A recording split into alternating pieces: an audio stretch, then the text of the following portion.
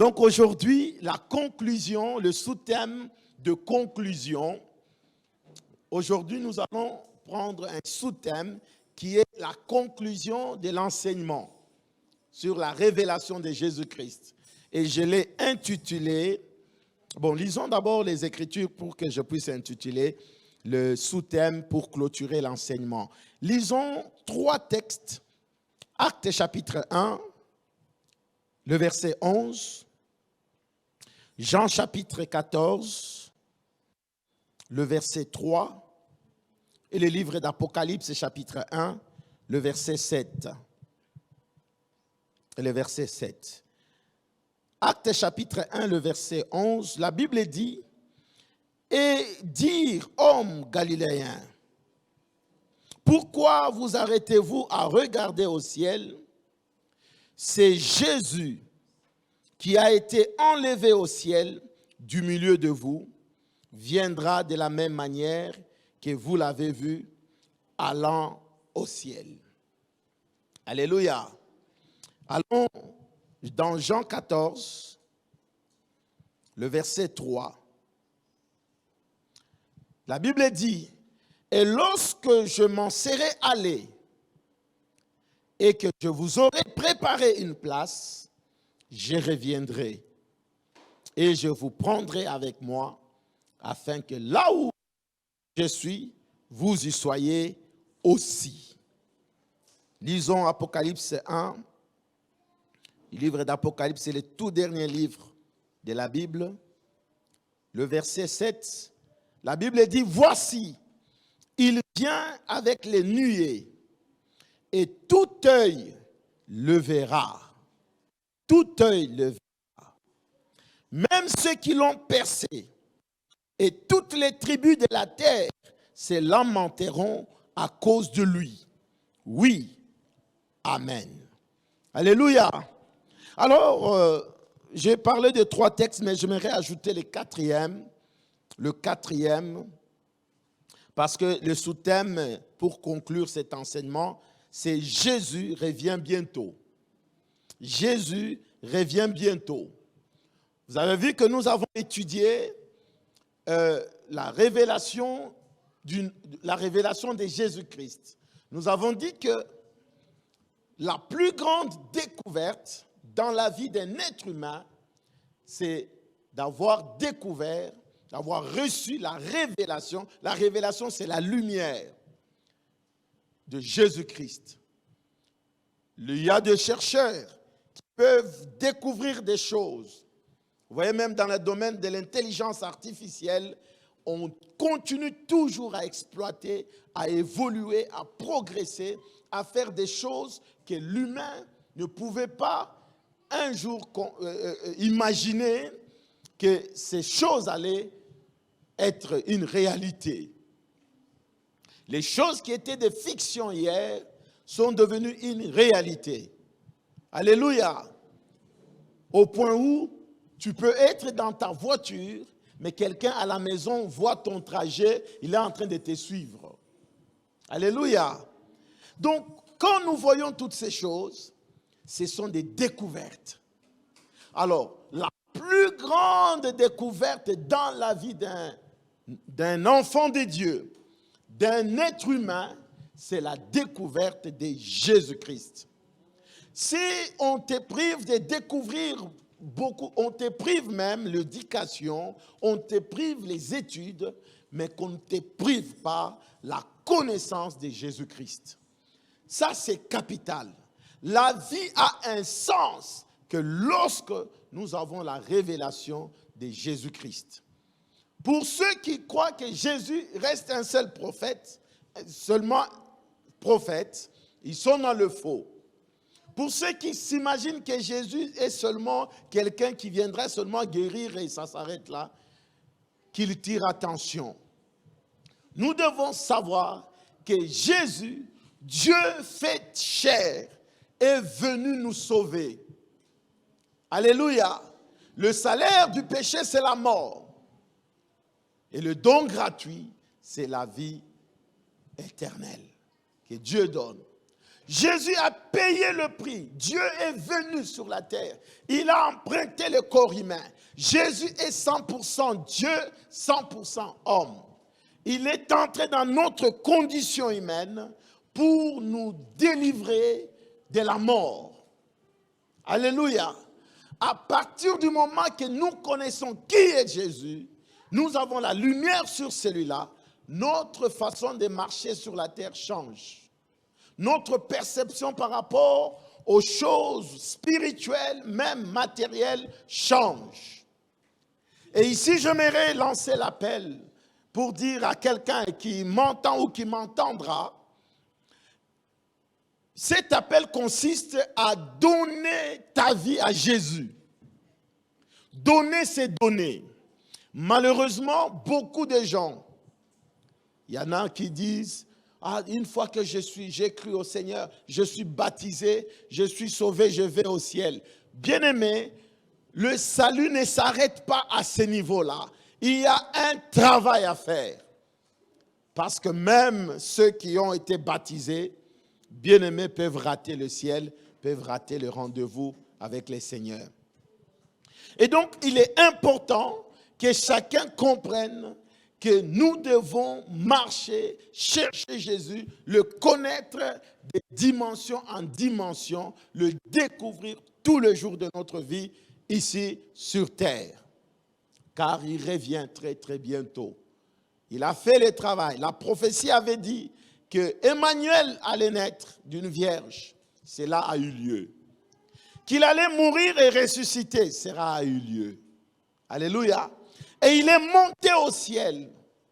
Voyez l'ange qui dit aux disciples, de la même manière que vous l'avez vu partir, il va revenir de cette façon-là. Il revient. C'est pour cela que ce matin, pour conclure tout ce que nous avons dit, nous avons touché plusieurs domaines, plusieurs aspects, mais mon objectif, c'est que chacun le connaisse d'une manière qu'il faut. Alléluia. La Bible dit, heureux le peuple qui connaît son Dieu. Si tu connais ces dieux, mes bien-aimés, je vous assure que même certains soucis de la vie n'auront pas de la place dans nos cœurs. D'ailleurs, j'aimerais déjà te dire que le Seigneur ce matin va te consoler. Ce matin va te montrer qu'il est Dieu. Ceux qui sont dans le Seigneur, je vous assure que nous sommes le bien-aimé, les hommes et les femmes heureux qui puissent exister. Considère ton salut comme un sujet de joie. Ne le perds pas. À cause de tous ces biens matériels, à cause de choses, parce que telle chose n'est pas encore arrivée dans ta vie, n'abandonne pas. Je t'en supplie, n'abandonne pas. Être seulement baptisé, cela ne suffit pas. Il faut se maintenir jusqu'à ce qu'il revienne. Alors, lisons le 4e texte, parce que j'ai 3 petites rubriques ce matin pour clôturer cet enseignement. 1 Thessaloniciens 4, 16 à 18. Nous allons lire 1 Thessaloniciens 4, 16 à 18. Car le Seigneur lui-même a un signal donné à la voix d'un archange et au son de la trompette de Dieu descendra du ciel et les morts en Christ ressusciteront premièrement. 17. Ensuite, nous les vivants, dis un peu, nous les vivants, serons restés, nous serons tous ensemble enlevés avec eux sur des nuées à la rencontre du Seigneur dans les airs, et ainsi nous serons toujours avec les seigneurs. Consolez-vous donc les uns les autres par ces paroles. Je dis que le Seigneur va te consoler. Peu importe ce que tu connais, peu importe les situations qui sont tout autour de toi, qui frustrent ta vie, ce matin, je prie que le Seigneur te console. Que le Seigneur console ta famille. Que le Seigneur révèle sa consolation dans ta vie. Recevez cela au nom de... Au nom de... Première rubrique de ce matin, je l'ai intitulé « Ce que les chrétiens ont oublié ». 4 choses que les chrétiens ont oubliées. 4 éléments. La plupart des chrétiens oublient de courir spirituellement pour ne pas rater les rendez-vous avec l'époux. Courir spirituellement. Le rendez-vous avec l'époux nécessite une course. Alléluia. L'apôtre Paul dit que je cours de manière à ne pas rater. Courir spirituellement. Les programmes que nous faisons chaque fois ici, 21 jours, 7 jours, les nuits de renforcement spirituel, 40 jours, nous sommes en train de courir. Nous sommes en train de courir. Si nous oublions courir spirituellement, nous serons surpris. Et les seigneurs, il y en a qui ils diront, nous t'avons servi, nous avons... Le Seigneur dit, je ne vous connais pas. Quand il s'agit de connaître, bien aimé, la connaissance, on l'a de la personne qu'on fréquente. Si tu as une personne que tu fréquentes assez régulièrement, tu peux dire, je connais cette personne. Jésus regardera, c'est des gens qui ont été baptisés, c'est des gens qui ont été dans les assemblées, même dans des bonnes églises. Jésus regarde, mais toi, je ne te connais pas. Mais Seigneur, non, mais vous savez, je t'ai baptisé. Non, non, je ne te connais pas. Ça sera trop tard. Alléluia. Le fait d'être baptisé, le fait de connaître le Seigneur, ce n'est pas fini. Je vais vous expliquer. Ce n'est pas fini. Il y a risque de perdre Dieu. Une fois, je disais au Seigneur, pourquoi des scandales? Pourquoi des gens qui, au début de leur foi, sont zélés et après, ils rentrent dans le monde? Et le Seigneur dit, c'est parce qu'ils n'ont pas veillé à courir régulièrement dans ma présence. Alléluia. Une fois que nous commençons à nous reposer, une fois que tu nous cours plus spirituellement, le diable va te ramener à vivre dans le passé. Il y a des gens, nous pouvons être présentement là, mais lui, il est encore dans le passé. Alléluia. Lui, il est encore dans nous faisions, nous allâmes, nous priâmes. Il peut te dire, mais à l'époque, je me rappelle, c'était en 81, quand il y a eu une star américaine qui était venue sur la ville de Charleroi. On chantait, on louait Dieu. Bien-aimé, Dieu s'appelle Je suis. C'est le Dieu d'aujourd'hui. Nous avons couru hier, continuons à courir aujourd'hui, de peur qu'après avoir prêché, après avoir fait tout ce qu'on peut faire, qu'on ne rate pas notre couronne. Il faut courir. Nous sommes des athlètes. Deuxième chose, restez éveillés avec l'huile. Lisons 1 Thessaloniciens 5, 1 à 2, et nous allons lire aussi le verset 6. La Bible dit, pour ce qui est des temps et des moments, vous n'avez pas besoin, frères, qu'on vous en écrive, car vous savez bien même que le jour du Seigneur viendra comme un voleur dans la nuit. Quand les hommes diront paix et sûreté, alors une ruine soudaine le surprendra comme les douleurs de l'enfantement surprennent la femme enceinte et ils n'échapperont point. Ils n'échapperont point. Donc, il est important que nous puissions continuellement courir dans sa présence, rester éveillés. Le verset 6, il dit, « Ne dormons donc point comme les autres, mais veillons et soyons sobres. Ne dormons point, donc point, comme les autres. » Il y a le sommeil spirituel qui existe. On peut te voir debout, mais spirituellement, tu es endormi. Réveille-toi. Réveille-toi. Je t'appelle au réveil. Réveille-toi. Quelqu'un dit, mais est-ce que moi je suis vraiment réveillé? Bien-aimé, quand tu t'élèves, tu ne sais même pas compris. Tu dors. Quand tu es pendant la journée, avec toutes les choses que tu rencontres, tu ne cours pas dans la prière pour dire à Dieu, Seigneur, cette situation, je ne veux pas prendre ma décision, je veux que tu me parles. Quand tu ne fais plus ces choses, avant de dormir, tu ne rends pas grâce à Dieu, tu ne pries plus. Tu es dans un sommeil spirituel. Alléluia. Je vais plus loin. Tu ne jeûnes plus. Tu n'as pas une vie de... Il y en a qui disent, mais quel est le lien entre Dieu et mon ventre? Alléluia. Jésus, le Fils de Dieu, jeûnait. Dieu lui-même, 40 jours de jeûne.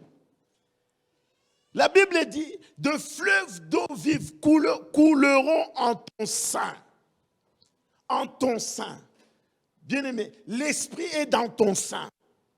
Si le sein est envahi que par des nourritures physiques, il y a un problème. Le spirituel s'éteint. On sommeille spirituellement. Alléluia. Si le ventre est bien rempli des hamburgers, on mange. Il y en a quand il s'est réveillé, la première chose, tasse de café. Et après, il faut une omelette bien épais. C'est non négociable son déjeuner. Quand il faut manger, c'est midi moins 5, il est déjà bien à table assis pour commencer la guerre des nourritures. Et c'est un vainqueur dans la nourriture. Quand on lui met un plat, il faut qu'il puisse vaincre les plats. Les plats ne te vainquent jamais. Alléluia. Il faut être du genre, tu regardes les repas, tu dis ça, tu m'as vaincu, mea culpa. Tu laisses quand même une partie. Je ne sais pas où est passé ces frères, ça fait des années. Nous sommes quelque part, on nous invite, passe à la table. Ils posent même la question, mais il n'y a pas des assiettes assez larges. Alors moi, je me disais peut-être que, bon, je ne sais pas. Et après, on présente une assiette large, il se sert la nourriture. Il se sert la nourriture. Il forme une montagne sur l'assiette. Alors, nous tous, tellement, on était chez autrui. On dit, mais ces frères, c'est vrai qu'on venait d'un jeûne. Nous sommes assis à table et lui, il avait une montagne. Sans honte. Et ça, moi, j'appelle ça dévorer. Il y a une différence entre manger et dévorer. Dans moins de 2-3 minutes, l'assiette était déjà vide. Il voulait prendre la deuxième assiette. J'ai dit, frère, attends. Quand nous sommes sortis de là, j'ai dit, mais écoute, et bon, lui nous a posé la question, mais j'espère que je ne vous ai pas fait honte. Alors on a seulement secoué la tête, mais dans le cœur, on a dit, une grande honte. Alléluia. Il a dévoré. Mais je voudrais nous dire, voilà même pourquoi la Bible dit que l'excès des tables, c'est un péché. Il y a un mystère. Il y a quelque chose, un lien avec Dieu à ce qui concerne ton ventre. C'est ton ventre, mais quand tu fais l'excès des tables, tu pèches. Alléluia. Bien-aimé, réveille-toi. La vie des jeunes va te donner la victoire. La vie des jeunes va te garder en train de courir vers le Seigneur. Jeûne et prie. Je bénis Dieu parce que j'ai l'occasion de voir des personnes qui ne jeûnaient pas avant, mais quand il a commencé à jeûner, j'observe, je dis waouh, c'est ça grandir. Mais toi qui jeûnais déjà, tu ne jeûnes plus, fais attention. Généralement, dans le sommeil spirituel, le diable peut te voler beaucoup de choses. Le diable peut profiter de faire des choses incroyables. Alléluia. Troisième chose, maintenir sa robe blanche propre. C'est comme une femme mariée, une femme qui doit se marier. Je me rappellerai toujours quand maman Élise, on voulait se marier, elle faisait du sport pour garder la taille. Il dit, mais qu'est-ce que tu téléphones le matin? Non, je suis en train de courir pour que la robe, je risque de grossir. J'ai dit, waouh. Nous, on est des sans-foutistes. Je ne savais même pas jusqu'à la veille quelle veste tu vas mettre. Mais elle, déjà des mois, des semaines avant, il y a déjà la robe qu'elle a déjà, la taille, elle est déjà là. Il ne faut pas grossir, sinon la robe ne rentrera pas. Et quand nous regardons ça, elle n'est pas seule. Il y a toutes les... Bon, on va voir nos sœurs qui vont se marier ici. Ce que j'ai dit là, vous allez vivre ça. Donc la robe du mariage, elle doit être gardée jalousement propre. Or la Bible nous dit qu'Église, nous sommes l'épouse de Christ. Donc il y a le jour du rendez-vous, le jour du mariage. Nous devons garder la robe sans tache. Alléluia. C'est important de marcher en veillant. Tu peux tâtonner, tu veux chuter. Relève-toi très vite. Alléluia. Nous avons le sang de Jésus qui te lave et qui te purifie. J'avais rencontré un frère qui disait, pasteur, j'ai lutté avec un péché, mais je trouvais que je n'en peux plus. J'ai dit, mais relève-toi. Le fait que le diable te met à terre, ça ne plaît pas à Dieu. Et il y a la culpabilité qui naît en toi. Tu dis, ah, Dieu m'a rejeté. Dieu ne te rejette pas. Il compatit même dans ta souffrance. Il veut que tu puisses t'en sortir. Et le diable, lui, c'est qu'il appuie encore davantage. Sois libre ce matin au nom de Jésus. Sois libre au nom de Jésus. La culpabilité n'est pas de Dieu. Alléluia. Le Saint-Esprit viendra toujours te dire, non, non, non, non, là, la mauvaise, dans la voie où tu es, sors de là. C'est pour cela, j'ai appris même à ne pas me moquer de quelqu'un qui est tombé parce que tu ne sais pas ce qui s'est passé la nuit avec Dieu. Tu ne sais pas ce que Dieu, avec lui, ils ont parlé, ils ont réglé. Je voudrais dire à quelqu'un, garde ta robe jalousement. Garde ta robe jalousement. De plus en plus, quand j'observe avec le temps, alléluia, ça fait quand même des années que nous servons le Seigneur. J'observe que le diable mise sur des servants de Dieu, des serviteurs de Dieu. Quand tu commences à t'élever pour servir Dieu, il y a la puissance de séduction qui doit s'élever sur ta vie. Séduction, c'est dans beaucoup de choses pour anéantir l'Église. Le diable veut montrer des choses qui apparaissent. La séduction, c'est qu'on te montre l'or, mais ce n'est pas de l'or. Tu es convoité par l'or. Tu te dis, je veux amasser l'or. Mais quand tu as amassé l'or, tu viens retrouver que ce n'était pas l'or. Alléluia. Si le diable veut t'avoir, c'est un séducteur. Alléluia. Que Dieu nous garde. Que Dieu te garde. Garde nos familles en cette saison de séduction. Tu vas voir une bénédiction qui vient. Nous avons eu des cas, des situations telles que tu vas voir une sœur qui veut se marier. Elle marche avec les seigneurs. Elle court avec les seigneurs. Quand seulement, c'est comme si un monsieur avec qui ils étaient dans le temps, comme s'ils sentaient l'odeur que cette personne veut percer dans la vie. C'est alors que l'ancien copain apparaît. Première fois, deuxième fois, quatrième fois, elle s'est dit non. Comment expliquer que quand je commence à entrer dans la dimension où je vais vivre la gloire de Dieu, le copain là vient et puis il disparaît. La puissance de la séduction. Ne sois pas naïf. Ne sois pas quelqu'un qui croit que voilà, il y a les anges qui te protègent, qui te portent comme ça. Oui, mais le diable va muser pour tout faire, t'empêcher de voir ton époux. C'est pour cela que ces messages, je les finis par dire, il revient bientôt. Il ne faut pas rater. Lisons très rapidement Matthieu 24, 4 à 5. Matthieu 24, 4 à 5.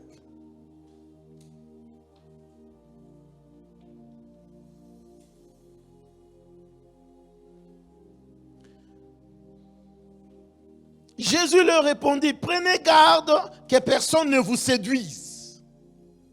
Que personne ne vous séduise. Il nous responsabilise. Prenez garde. Car plusieurs viendront sous mon nom, disant, c'est moi qui suis le Christ. Et ils séduiront beaucoup de gens. Ils séduiront beaucoup de gens. Vous entendrez parler de guerre et de bruit de guerre. Gardez-vous d'être troublés, car il faut que ces choses arrivent. Mais ce ne sera pas encore la fin. Alléluia. C'est très important que nous puissions rester éveillés. Et quatrième chose, parce que je parlais de ce que les chrétiens ont oublié. C'est des choses qu'on connaît, mais le Seigneur veut qu'on les rappelle encore. Quatrième élément, être conscient de l'amour de Dieu pour toi. Est-ce que tu es conscient que Dieu t'aime? Est-ce que tu sais que Dieu t'aime? Aïe, aïe, aïe, aïe, aïe, aïe. Je voudrais que tu comprennes une chose. Beaucoup de personnes dans ce monde ont ce qu'on appelle cette carence de l'amour familial, parental, de l'amour autour d'eux. Ceux qui n'ont pas expérimenté l'amour de leur père, soit biologique, il y a comme un vide. Il y a une souffrance. Mais une fois qu'il réalise qu'il reçoit cet amour, il est guéri. Beaucoup de gens souffrent d'un manque d'amour, mais ne le savent pas. Des gens frustrés, les gens blessés. Regardez bien, ils sont privés de l'amour qu'un être humain doit bénéficier. Alléluia. Alors, j'aimerais dire à quelqu'un que Dieu s'appelle amour. Même si les êtres humains t'ont rejeté, mais Dieu peut combler ces trous. Mais pour avoir cette délivrance, il faut que tu sois conscient. Il faut que tu sois conscient. Quand tu marches tout en étant conscient que Dieu t'aime, tu vas voir toi-même que tu ne perdras pas ta joie sur ta figure. Aïe, aïe, aïe. Vous savez, un jour, ça me fait rire, je n'oublierai pas. Ma fille Esther qui parlait avec sa maman, qui discutait avec sa maman le matin. Alors la maman dit, d'ailleurs, je vais te chasser d'ici. Je vais t'amener, tu vas aller chez ta grand-mère. Et la réponse, c'est ce qui nous avait étonnés. Et regarde sa maman, elle dit, mais de toutes les façons, ce n'est pas possible. Pourquoi? Parce que papa m'aime.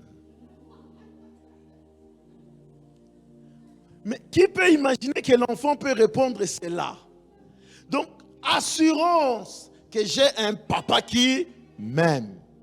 Donc, tu peux l'intimider, tu peux tout faire, mais il est conscient de cette réalité. Je voudrais ce matin que tu sois conscient que Dieu t'aime. Que tu sois conscient que Dieu t'aime. Que le Seigneur, Dieu t'aime. Aïe, aïe, aïe. Seigneur, je suis conscient. Peu importe tes défauts, peu importe ce que tu... Bien-aimé, Dieu m'aime les gens là, surtout que les gens rejettent. Dieu les aime plus. Les gens que leur famille avait rejetés. Un enfant qui a 6, 7, 8 ans, rejeté dans la famille. Bien-aimé, tire attention. Cet enfant, Dieu va montrer son amour.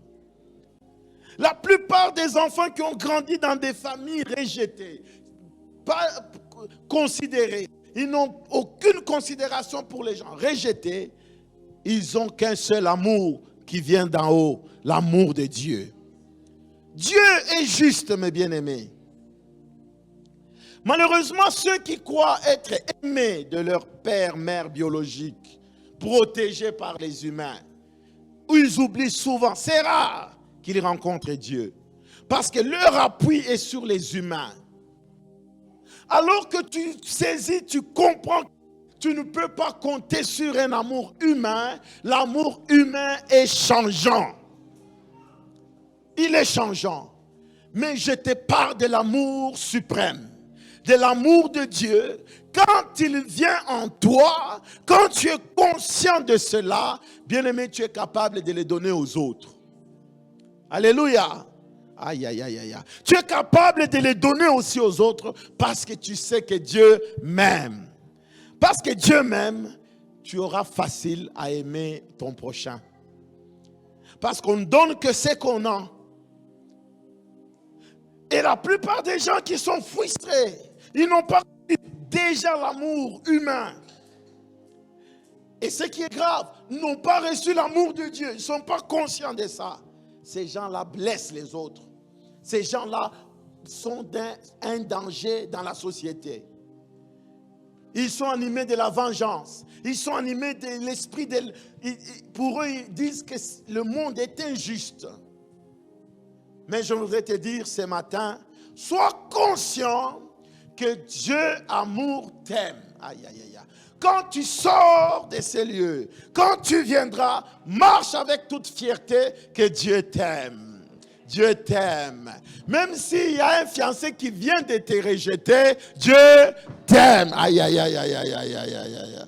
J'avais un ami qui expliquait comment il a souffert pour être aimé. Déjà, il s'est recherché. Il était tellement pauvre, mais un bon frère en Christ, un serviteur de Dieu. Jusqu'au jour où la fille qu'il avait acceptée pour le mariage, il a patienté, mais les garde toujours dans la pauvreté. Alors il explique, il dit, en plein midi, un jour, il me dit, j'ai à te parler. Quoi? Il dit que moi et toi, à partir d'aujourd'hui, c'est fini. Alors il explique, il dit, j'avais l'impression d'avoir la terre, le globe terrestre qui est tombé sur moi. Il commence à pleurer comme un enfant. Il trouvait que non, la vie s'arrêtait là. Aïe, aïe, aïe. S'il pouvait savoir à l'instant là que le ciel avait déjà signé autre chose. Heureusement, s'accrochant au Seigneur, il courait, jusqu'à ce que le Seigneur l'a consolé. Et Dieu est terrible. Hein? Alors il nous explique, il dit, quand il s'est marié, bon, comme tous les nouveaux mariés, quand ils viennent de se marier, pour s'écrater, ils ne s'écratent pas avec la main droite, c'est toujours la main gauche pour montrer l'alliance à tout le monde. Alors, c'est à cette période qu'il vient rencontrer maintenant la fiancée qu'il avait fait tomber sous un soleil accablant. Alors la fiancée qui vient, mais c'est toi ou c'est quelqu'un d'autre? Pendant ce temps-là, il cherchait à s'égarer pour aller à l'église. Alors la fiancée dit, oh, qu'est-ce qui m'avait poussé de prendre une telle décision? Alléluia. Bien-aimé, veille à ce que ta conscience sache que Dieu est avec toi. Dieu t'aime. Même si tu perdais un travail, tu n'as pas perdu l'amour de Dieu. Quel que soit ce qui arrive, bien aimé, sois conscient de ça. Ça guérit. Ça guérit.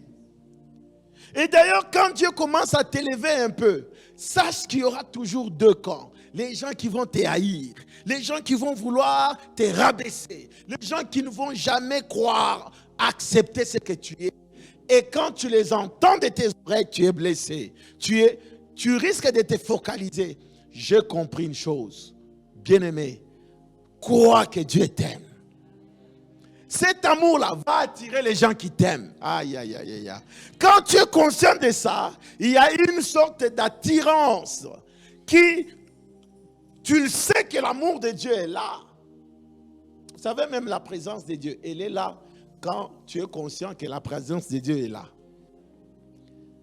Tu es conscient, oh Dieu est ici, effectivement tu vas bénéficier de la présence. Donc quand tu es conscient de l'amour de Dieu, tu vas voir que les gens commencent à t'aimer. Même tes ennemis n'ont pas même le choix ils disent, bon, oh Dieu fait, bon c'est le plan de Dieu, hein. Et ils vont manquer de mots. Aïe, aïe, aïe. Je voulais dire à quelqu'un, ils changeront de langage. Ils changeront. Alors, deuxième rubrique. La délivrance du cœur. Je prie ce matin que le Seigneur te délivre. Parce que le problème majeur de l'homme, c'est le cœur. Le cœur, il se passe beaucoup de choses. On peut éduquer nos enfants, on peut tout faire. Si leur cœur est corrompu, on ne peut rien. Je me rappelle un enfant qui disait à son père, un père qui était strict, rigoureux, autoritaire, alors qu'il dit, allez viens ici, assis-toi. L'enfant regarde son père, il dit, bon papa, je suis assis, mais dans mon cœur, je suis debout. Alors les papas ne savaient pas quoi faire, parce que l'enfant est bien et bien assis. Mais il dit, je suis assis, mais dans mon cœur là, je suis debout. Qu'est-ce que tu peux faire à cet instant? Dis un peu mon cœur. Lisons Matthieu 15, le verset 19. J'aimerais que ce matin, que le Seigneur guérisse ton cœur. Parce que c'est là que se passent toutes les transactions. C'est là que se passent des choses. Matthieu 15, 19. Car c'est du cœur que viennent les mauvaises pensées. Le meurtre, les adultères, les impudicités, les vols, le faux témoignage, les calomnies.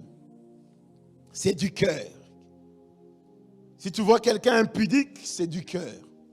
Un voleur, ça vient du cœur. Si nous voulons changer une cité, il faut changer le cœur des gens. Lisons aussi Marc 7, 21, 22.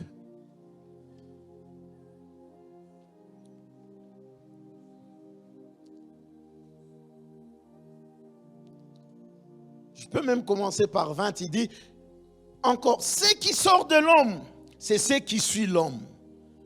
21, car c'est du dedans, dis un peu du dedans. C'est du dedans, c'est du cœur des hommes que sortent les mauvaises pensées, les adultères, les impudicités, le meurtre, les vols, les cupidités, les méchancetés, la fraude, le dérèglement, le regard envieux, la calomnie, l'orgueil, la folie. Alléluia. Tu peux continuer la liste. Il est important que tout soit déjà réglé dans le cœur.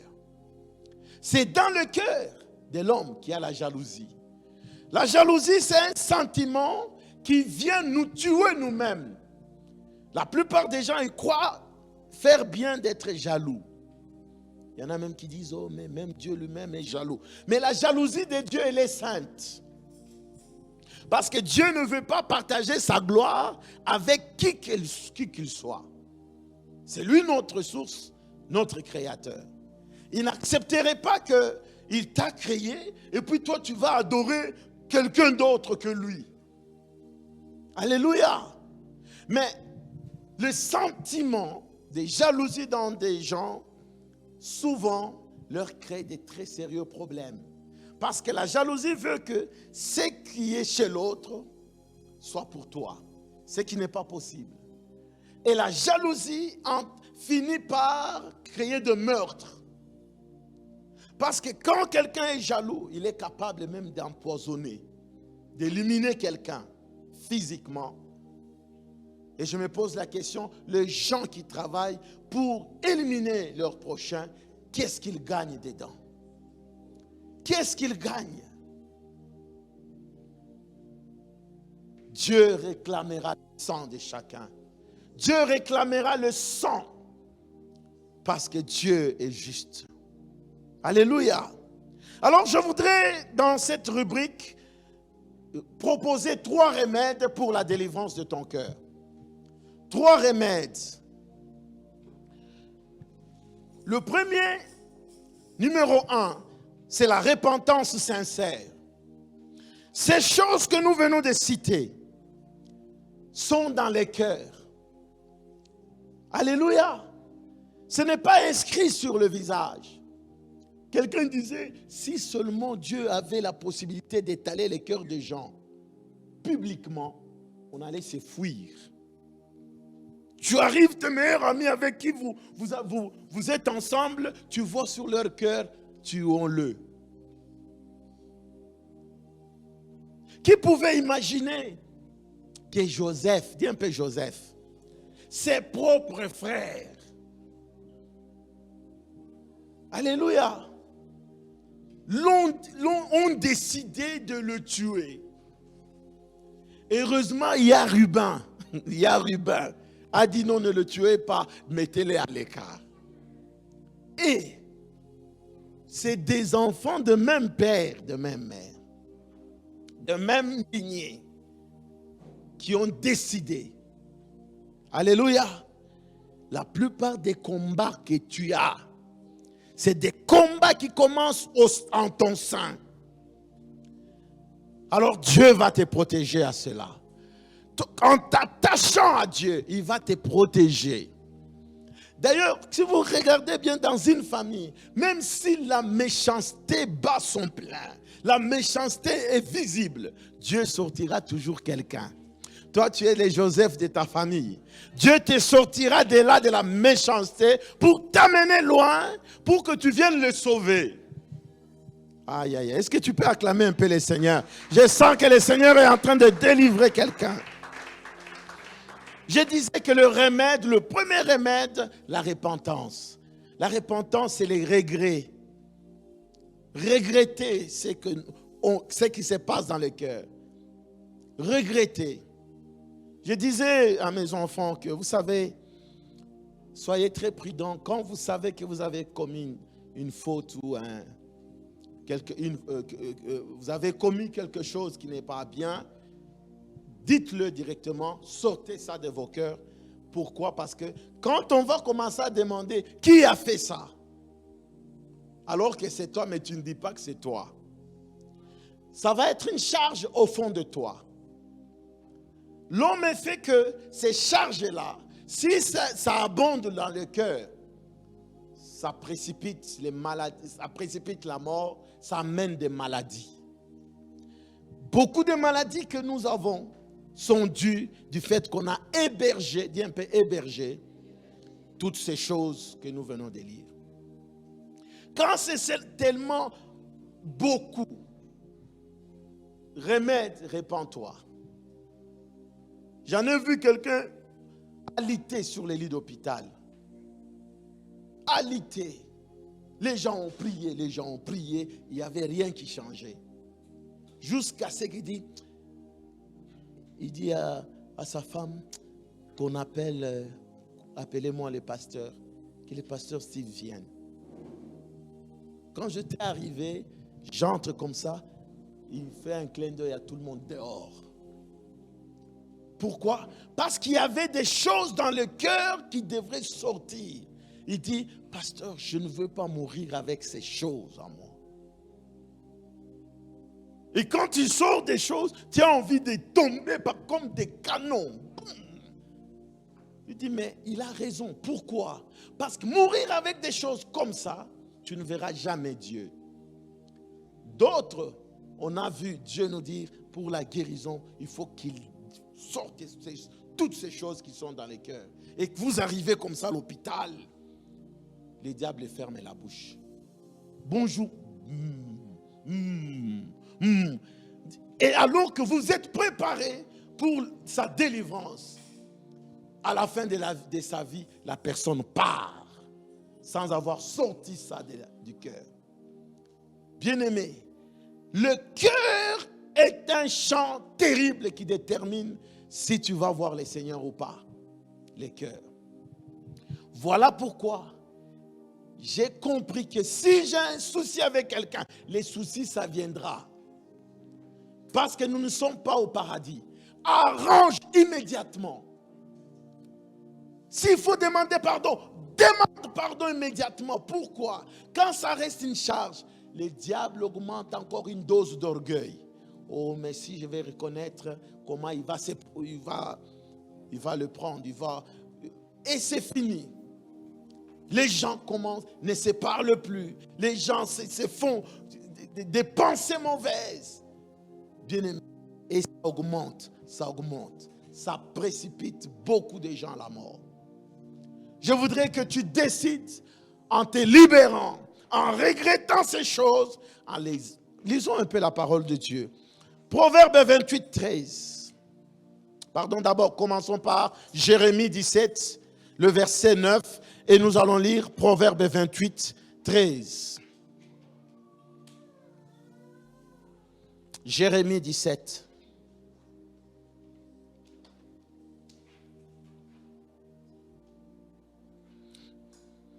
La Bible dit, le cœur est tortueux par-dessus tout et il est méchant. Qui peut le connaître? Qui peut le connaître? Personne ne connaît. Personne ne sait. Mais toi-même, le propriétaire de ces cœurs, tu sais. Alléluia.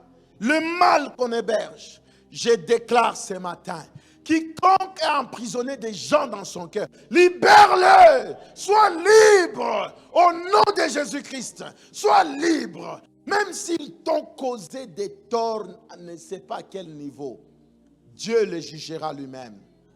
Dieu le jugera lui-même. C'est leur problème. Mais toi, veille à ce que ton cœur soit libre. Alléluia. Parce que Dieu a fait que l'homme, qu'il soit un homme animal, il y a une dimension de la conscience. C'est pour cela qu'on a des lois. Les gens qui érigent des lois sont des êtres humains. Pas forcément des chrétiens. Ne vole pas. C'est la conscience humaine. Ne tue pas. Même les non-croyants, parce qu'on croit seulement que l'adultère, c'est seulement les chrétiens donc, qui ne doivent pas, les païens. Même les païens, quand ils sont dans l'adultère, il y a un problème en eux. Ils trouvent que c'est mauvais. Il faut qu'ils puissent se repentir, même s'ils ne connaissent pas encore Dieu. Alléluia. Et quand ça remplit. Il faut à un même moment dire, Seigneur, haut le main. Alléluia. Le cœur est tortueux par-dessus tout. Il est méchant. Qui peut le connaître? Lisons Proverbe 28, le verset 13. J'aime ceci. C'est un verset puissant qui a mené plusieurs à la conversion. Proverbe 28. Il dit ceci au verset 13. Celui qui cache ses transgressions ne prospère point. Mais celui qui les avoue et les délaisse obtient miséricorde. Alléluia. Ce n'est pas seulement avouer, mais il faut délaisser. Il faut abandonner. Il faut décider de ne plus tomber dedans. Alléluia. Il y a un monsieur qui est dans un pays lointain. Alors il raconte son histoire, il s'est converti, mais sa vie du passé était quand même bizarre. Il dit, quand on lui payait de l'argent au travail, parce que c'était en Afrique, quand on paye quelqu'un, c'était dans des briques. Il emballe dans un sachet, il prend son salaire, il apporte à la maison. Maintenant, il avait l'habitude de ne pas être clair avec sa femme et même ses enfants. Je prends l'exemple, on lui paye $500, 500 €, dans des monnaies africaines, des briques. Il va amener 100. Il dit que mais c'est ça le salaire que j'ai reçu. La famille était dans la misère.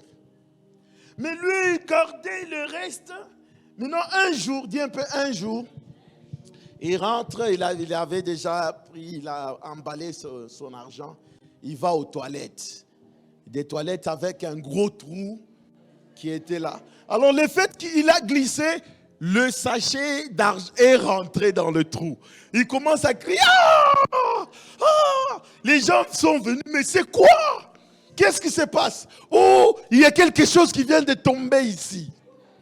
Il dit, mais c'est quoi? Quelque chose, un appareil du boulot. Un instrument. Quoi? Alors, on va acheter un autre, va dire à ton chef. Non. Il a pleuré comme si quelqu'un était décédé. Alors, on est allé chercher les jeunes hommes dans le quartier pour venir voir un peu la chose qui est partie. Le frère l'a pleuré en disant, j'étais un animal, j'étais un méchant.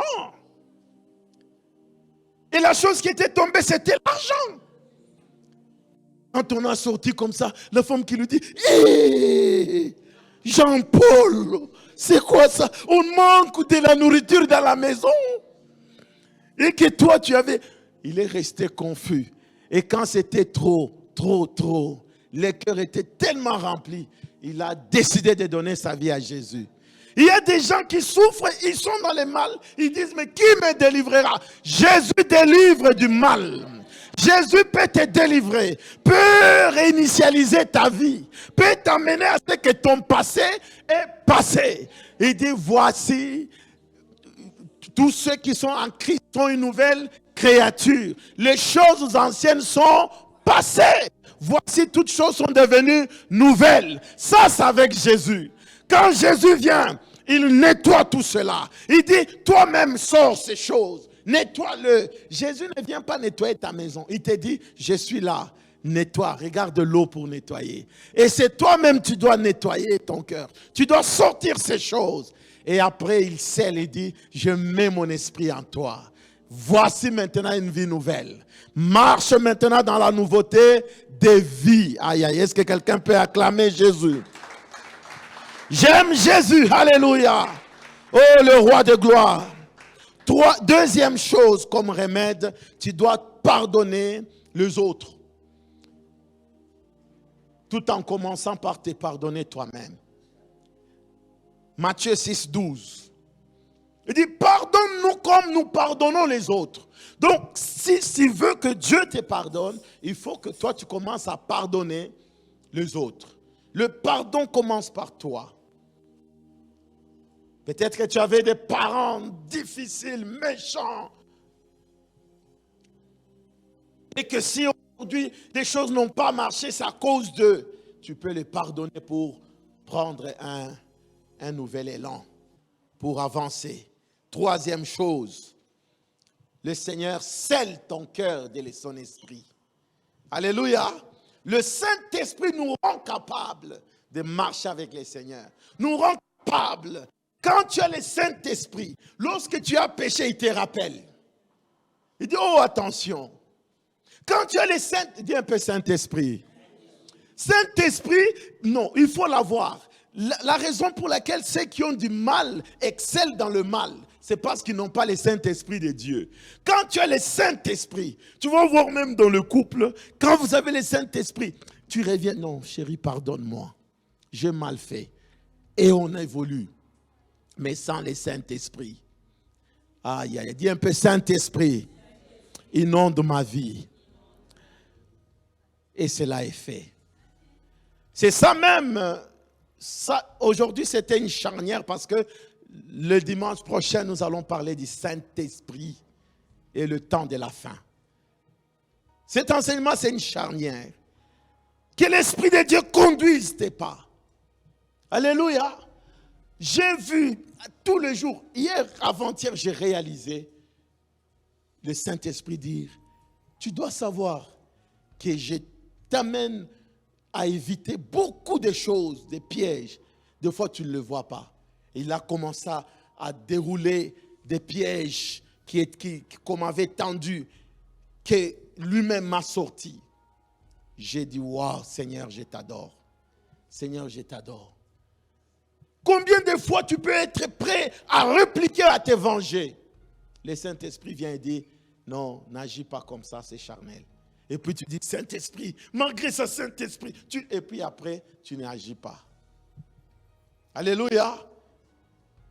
Et puis tu n'agis pas.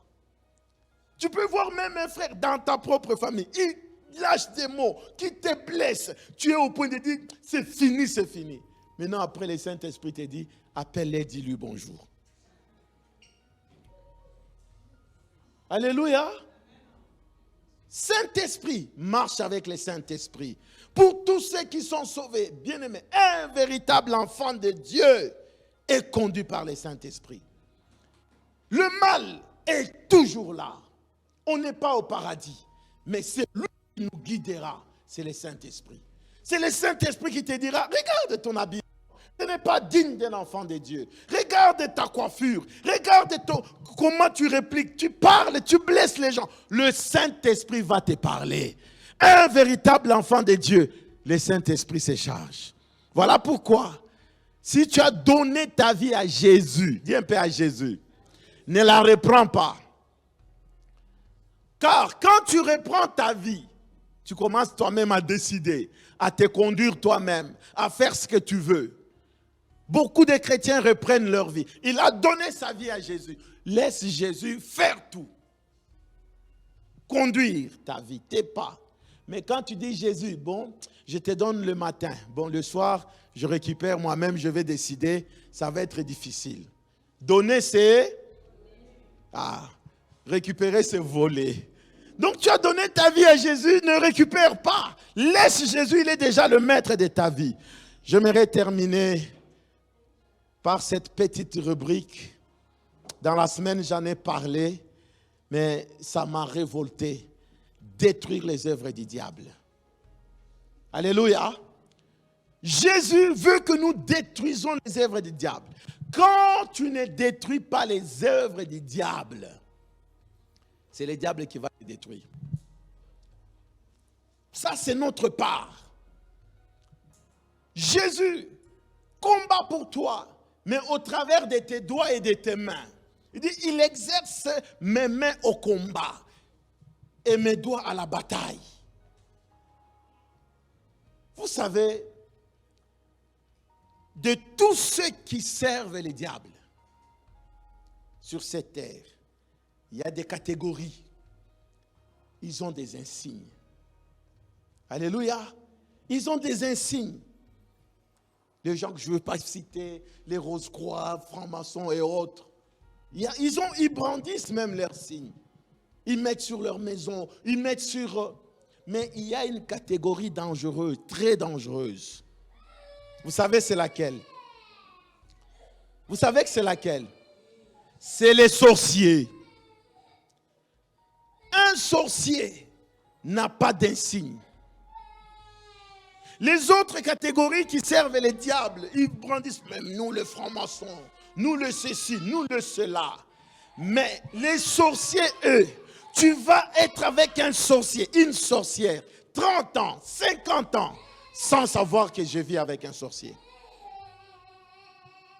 Je peux vous garantir cela. Moi, j'ai envie de voir quelqu'un qui dit, je suis sorcier. Écoutez, dans la famille, c'est moi le sorcier. Il n'y a pas ça. Il se cache. S'il y a des catégories de gens qui servent le diable, mais en cachette, où ils ne veulent même pas que tu sentes l'odeur qui est la sorcellerie, c'est les sorciers. C'est pour cela, bien-aimé, tu dois t'élever dans la prière.